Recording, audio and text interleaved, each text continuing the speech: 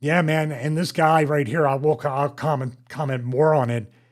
He had a spot, man. He had Arcade Bro is one of the most over acts in the past 5 to 10 years. And people that argue that are just doing revisionist history. They were super over with that. And I loved why they were entertaining to me. And I don't enjoy much of the current product. So let's Yes, I did. I guess I did just comment.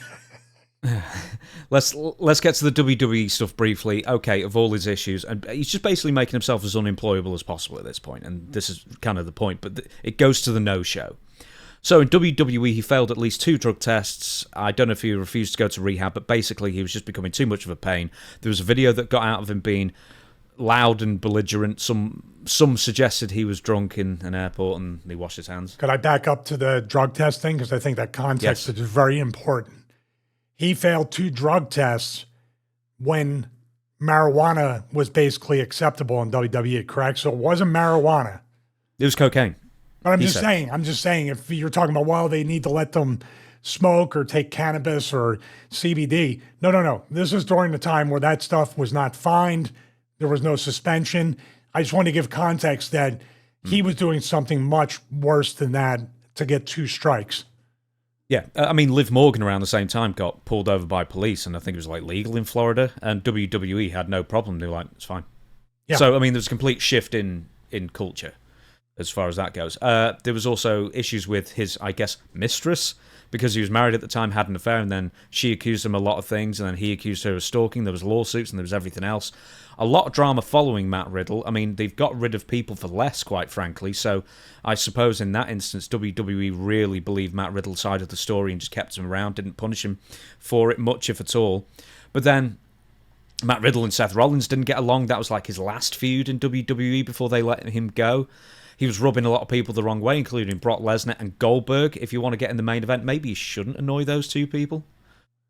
But, you know, he's been really brazen about it and, you know, going on social media and trying to book his own angles or just going in people's faces and burying them. It's like, but everything you shouldn't do, not just in WWE, but in any corporate structure to get ahead in life. And eventually WWE just got sick of him and let him go. So since being on the indies, he's been doing a ton of interviews. Cost himself some work with a couple of them recently, including one in not Sioux Falls, Sioux City, Iowa. Am I right? Yeah. Is that the one for Eugene, that promotion out there? I don't know. It was a convention. Oh, no. So Sioux Falls is South Dakota, right? Yeah, correct. Sioux Falls is South Dakota. Sioux City is Iowa, I think. I'm not the best at American geography. But, and then, anyway, here's the crux of the matter. Matt was booked on a UK show, not too far away from me in Barnsley, right? The show was meant to be a charity show. They insisted they told Matt a couple of months beforehand it was going to be a charity show, and Matt said, well, I didn't hear it was a charity show kind of thing. The original idea was bring Matt Riddle in on a Thursday, fly him out like late Sunday night or Monday morning, whatever it was. He was going to be here at least 4 nights, right? Give him some bookings for seminars and whatnot, and then the big show on Sunday where he was going to be facing whoever he was going to be facing in the main event. He was going to be the big star. Matt then was meant to, according to the manager, wanted to split his time between the UK and then a promotion in France or a seminar in France or a convention in France. That was all agreed upon. Then the Parisian promoter said, actually, I don't want to work with Matt Riddle. We don't want to. So that's already a red flag right there. This happened quite late on, so the UK promoters then couldn't get some seminars or any other bookings to make it worth his while more. 3 or 4 bookings to, fill in that 3 or 4 days to make the transatlantic flight sort of more bearable, I guess. But then instead, Matt Riddle doesn't cancel on them. He ghosts them. I think he texts back to like once late on in the thing. Doesn't say he's not going or anything. And then the promoters know that Matt Riddle isn't actually going to be at the show is less than 48 hours before the actual show, first bell rings. They eventually get Grado in from Scotland. He fills in, and it sort of goes all right. But Matt Riddle's explanation is, well, I didn't want to go, and blah, blah, blah, and he was giving all these excuses. So he booked himself a match in Miami instead. Never told the English promoters this. Just let them figure it out for themselves. And then basically went on a massive rant against the promoters, saying that the booked him a horrible flight, in a middle seat with no meals. The promoter then countered saying, "Here's a screenshot with 2 meals booked for you, and you weren't in the middle seat. You weren't assigned a seat because you never checked in. You only got a seat when you check in online beforehand." So, Matt Riddle's going on unhinged rants. He also criticised the Me Too movement in the wrestling version of it in 2020, which I think his name was thrown about at one point there. And that also cost him a gig, once again, in Sioux City, Iowa, where he was meant to be at a convention, and the promoter pulled out saying, "I don't want anything to do with you, buddy." Anyway, you've heard the whole story there. It's a bit exhausting with Matt Riddle because he seems to be going every week trying to give people a reason not to trust him or book him or promote him. Yeah, I mean, it's a terrible trend with so many opportunities, and the opportunity he got in WWE and how over he was the reason he stayed there for so long throughout all the stuff that was going on as he was featured on TV, correct? The girl and all that stuff, the Candy Cartwright, I think that her name, and all that stuff happened as he was being featured heavily in WWE. Am I correct with that? Yeah, he was in NXT for a couple of years, then he was featured in WWE for like at least 4 years before he was let go at the end of 2023. But I mean, most of this mainstream stuff and things coming out was when he was featured either as a singles or in the RK Bro. So yeah, the Seth Rollins stuff, I could tell they didn't like each other, and it made for great TV. It made for great matches and things to look at, but it's also kind of touch and go if you're backstage and you don't know how far that is going to go. You're playing with a little bit of fire there, and also an potentially unstable personality with Matt Riddle doing that. So, right, there's a few things to add, basically, and I want to get your opinion on stuff. I mean, occasionally, I guess a manager has booked you on something, and this isn't the fault of the UK promoters. They were told one thing, and then they weren't given enough time to book Matt Riddle on seminars or whatever to sort of make up the shortfall kind of thing. It was very last minute. But once again, he never told them he wasn't showing up. That's the real crux of the matter here. But also, and I'm not sticking up for Matt Riddle whatsoever, transatlantic flights are hard, man. I mean, they're no fun, especially if you're not in business, especially if you are, in economy, and it's, can be, if you're from Florida, it's 9.5 hours one way and 9 hours back kind of thing. And then you're not even going to be making that much money. It's 4 nights for one shot. I understand all of that. That sucks, right? But then just tell him and say you're not going, and give him a few weeks' grace, and then return the deposit before the show happens. He did return the deposit, but initially he hadn't, until he was called out, I guess. But I mean, it's like, if you're not reliable in pro wrestling, you're not anything, surely. Yeah, I think reliable is one thing, transparent and really proactive in this sense. I think Matt tends to not have a sense of urgency, I guess, when it comes to some things, to say, I don't know when the timeline, by the way. Let's give the benefit of the doubt to Matt a little bit with it. His actions obviously could have been handled a lot differently.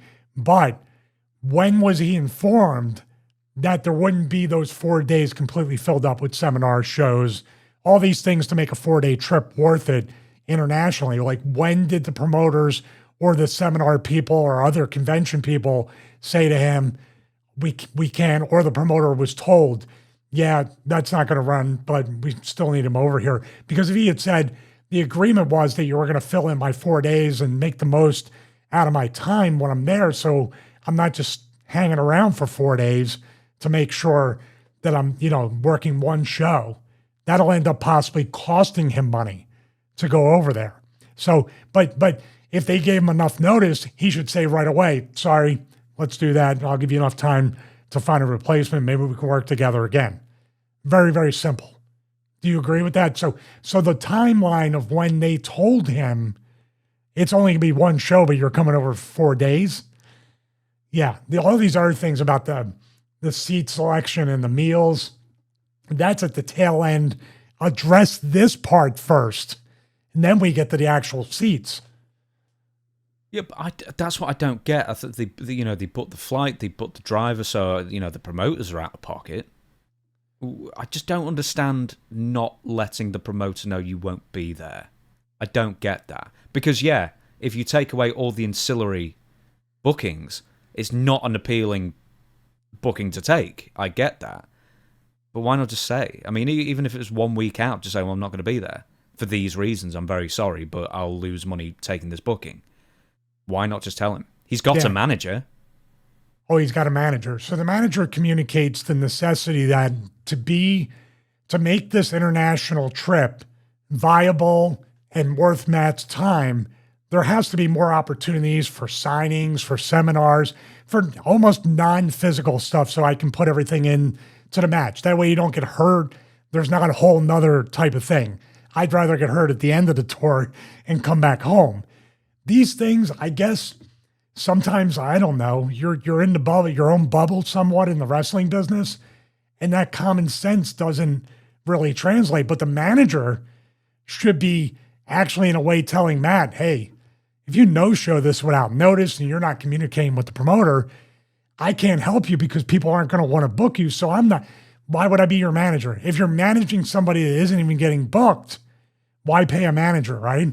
That's what he's there for. Even if you're not if you're completely void of common sense and reality, that manager is supposed to be your handler. Isn't that the deal? Mm-hmm.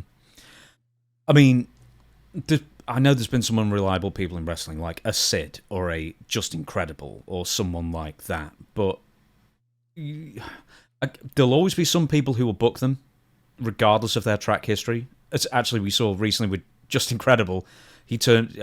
You saw that Memphis thing, didn't you? Yeah, I did. It was scary. Yeah. And more people he's continuing to get booked, by the way, from my understanding. Anyway, there's always going to be people who book him. But the thing is like, he was getting a lot of bookings, Matt Riddle. I was looking at the amount of matches just recorded. Dozens.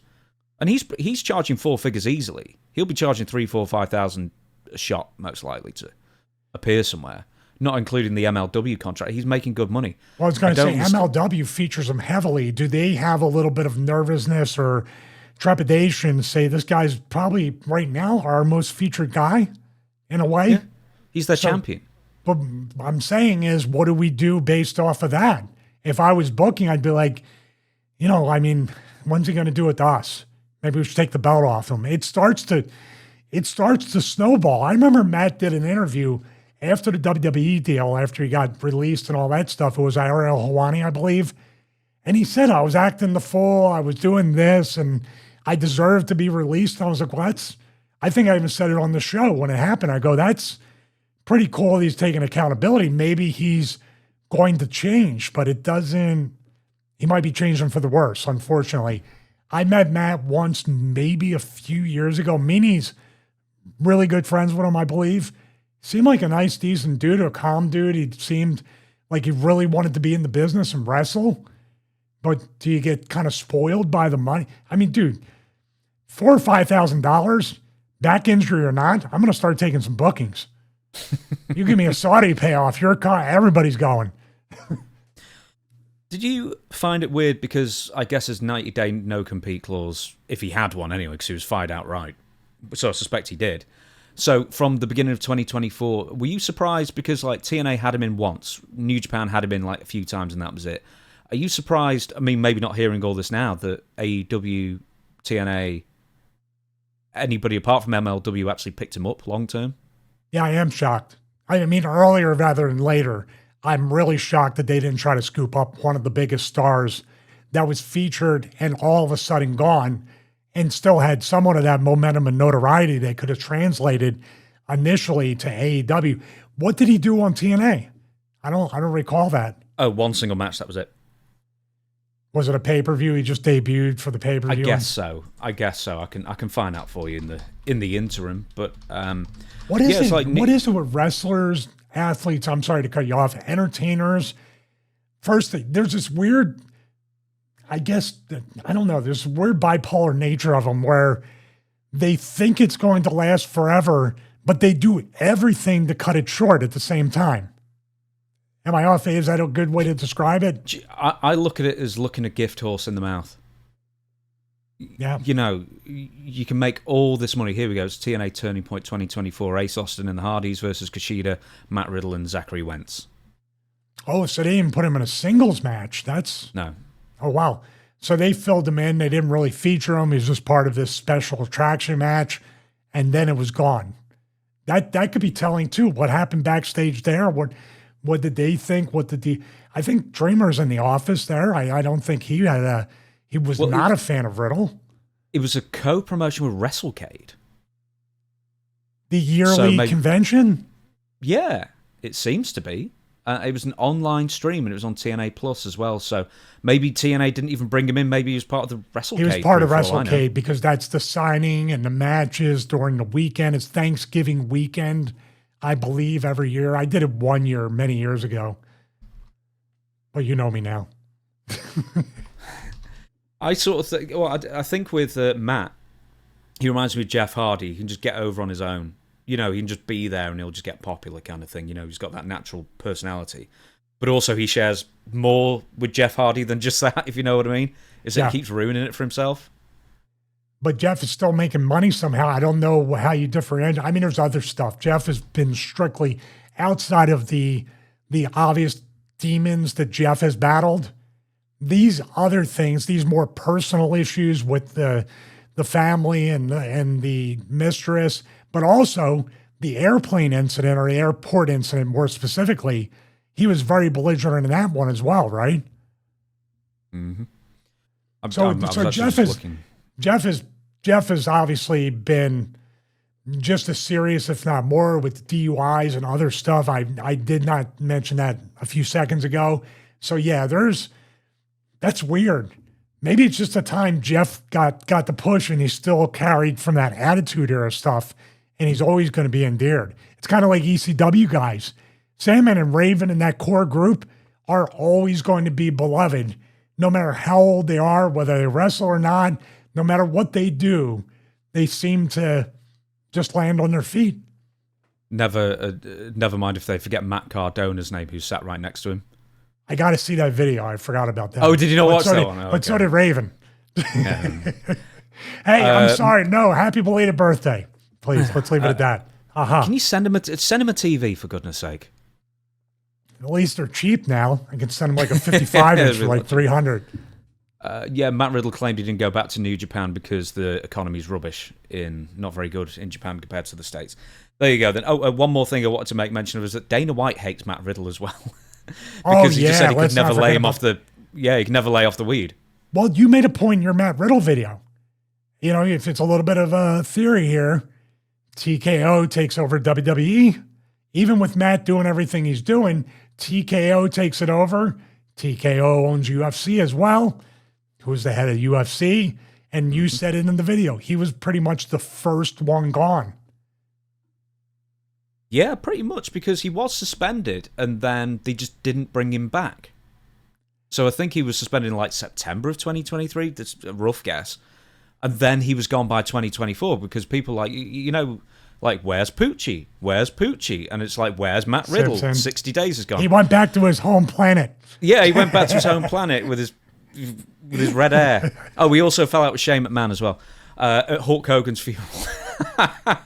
He also said if he could do, he would have, if it was a natural meeting, he was going to fall out or have a go at Vince McMahon and Triple H as well. It's like, dude. Wait a minute. Wait. He was going to fight Shane McMahon at Hulk Hogan's funeral? No. Okay, so he was going to have, or I think he said he was going to confront Vince McMahon and Triple H if he crossed paths with them, which he didn't. But then Shane McMahon came up to him and looked at his hair, which had just dyed red or something. I said, nice hair. And Matt Riddle went, F off, or whatever, and just stormed away. So it's like, man, Shane's little how smirk to make and friends. Look over. Shane's little smirk and looking over the right shoulder. I know that look very well, and that very dry, sarcastic, like this. Shane, I know he walked up to him, shook his hand. Shane kind of nods his head. He goes, nice hair. He did the Bret Hart.